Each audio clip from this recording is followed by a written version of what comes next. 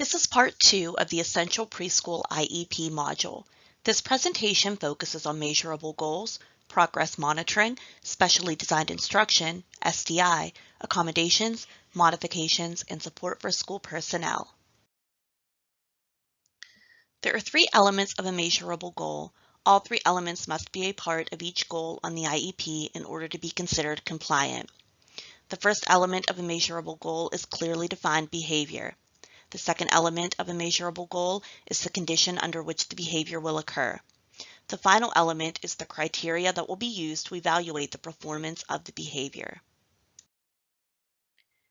Clearly defined behavior is defined as the specific action the child will be expected to perform. The behavior should be based on one specific skill. Do not blend skills, such as listening and responding, in one goal. The description of the skill should be clear, concise, and specific. Avoid using broad terms like follow directions, receptive language skills.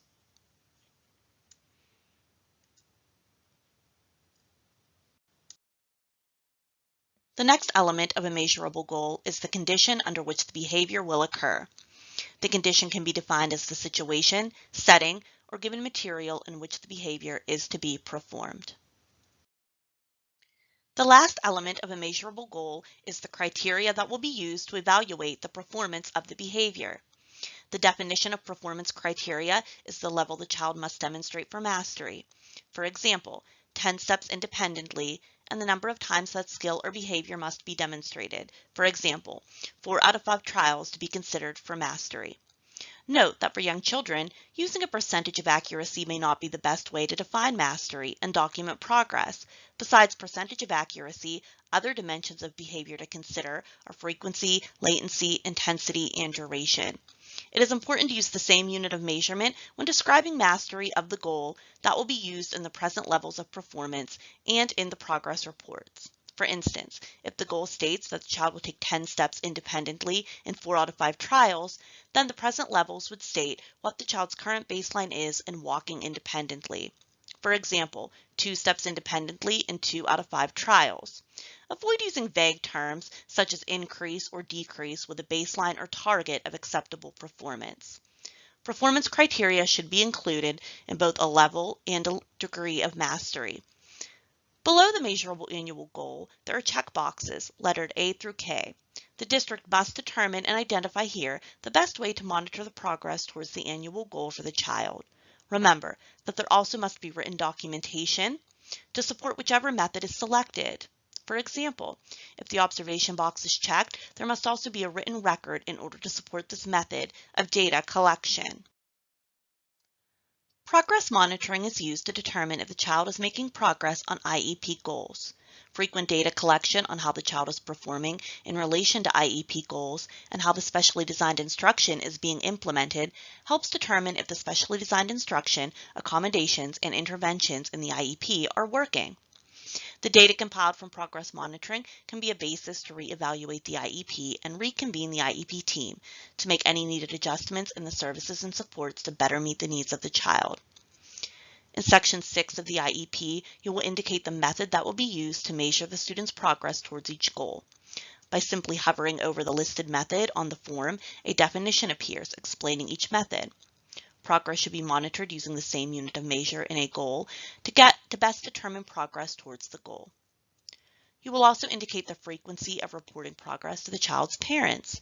Remember, while progress reporting to parents occurs at each grading period, progress monitoring can occur throughout the grading period to guide instructional decisions. Progress reports must be provided to parents of a child with a disability at least as often as progress reports are issued to all children. If the district provides interim reports to all children, progress reports must be provided to all parents of a child with a disability. Please ensure that if you are using a district-related form for reporting progress, that the following components are included. Summarize the measurable data used to assess the child's progress towards attaining the goal. Report the child's current performance on the goal compared to the goal mastery criteria from the IEP. Refer to the method being used for measuring the child's progress towards their annual goal. Remember to refer to Section 6 of the IEP, the method boxes A through K, located under the measurable annual goal. Refer to the number of times and the level of mastery the child is presently performing. See the slide for example. Remember that for young children, using a percentage of accuracy may not be the best way to define mastery and document progress. Besides percentage of accuracy, other dimensions of behavior to consider are frequency, latency, intensity, and duration.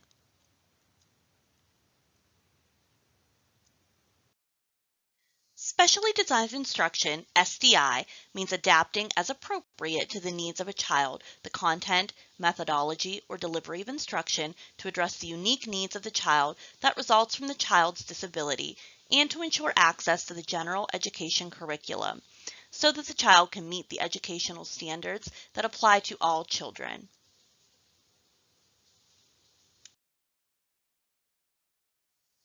Specially designed instruction is how you are teaching the child and how instruction aligns to the needs of the child. For SDI, the delivery of instruction is either different from what every child receives or is a critical element of instruction. For example, a teacher may use the strategy of modeling with all young children, but for the child with a disability, the strategy is critical to ensuring the child has access and can participate in the general education curriculum. There must be a clear connection to the specific goal referenced and the location of services. The amount and time and frequency must reflect the need of the individual child and not be based on a schedule or availability of staff. In addition, the amount of time and frequency must be clear and understandable to parents regarding when services are being provided.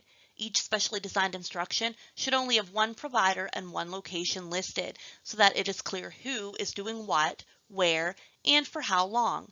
Specially designed instruction can also be a related service. Specially designed instruction are instructional methods and strategies specially designed for each individual student and goal. Specially designed instruction is not simply a list of accommodations. SDI should be specifically designed to assist the child in progressing toward achievement his or her goals.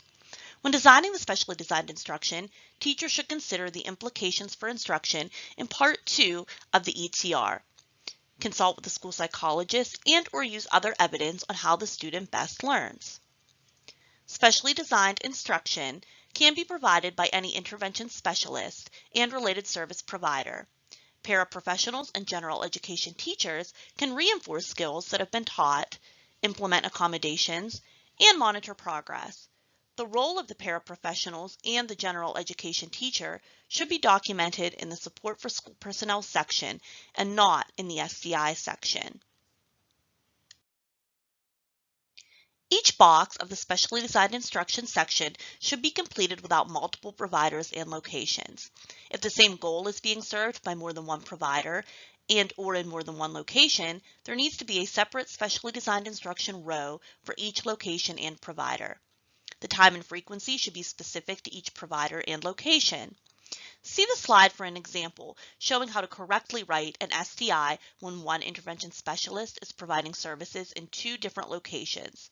On the first row, the intervention specialist will be providing 25 minutes per week of SDI within the preschool classroom in the presence of typically developing peers. On the second row, the intervention specialist will be providing 15 minutes per week of SDI at a separate table within the preschool classroom, one-to-one, away from typically developing peers. Also, if an IEP team decides that a child's services will be provided only by a related service provider, such as a speech and language pathologist, then that service would not be noted in this SDI section.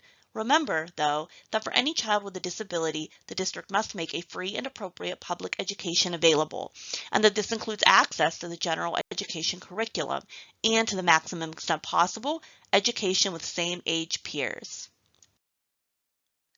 Just like with how SDI is described in the IEP, the related service section must also meet the same requirements. The related service section must specifically identify what related service will be provided and how the delivery of instruction aligns with the needs of the child and supports achievement of the annual goal. The related services section must describe skills and methods used for instruction specific to the goal and to the child. The section must describe strategies the adult will use to support the child's progress towards the goal. Again, just like with STI section, there must be a clear connection to the specific goal referenced and the location of services. The amount of time and frequency must reflect the need of the individual child and not be based on a schedule of availability of staff. In addition, the amount of time and frequency must be clear and understandable to parents regarding when services are being provided. Each related service should only have one provider and one location listed so that it is clear who is doing what, where, and for how long. Assistive technology is defined as any item, piece of equipment, or product system, whether acquired commercially, off the shelf, modified, or customized, that is used to increase, maintain, or improve the functional abilities of a student with a disability. When describing the specific assistive technology, proprietary names should not be used. It is important to note that a surgically implanted device is not considered by federal law to be assistive technology. Assistive technology service means any service that directly assists a child with a disability in the selection, acquisition, or use of an assistive technology device.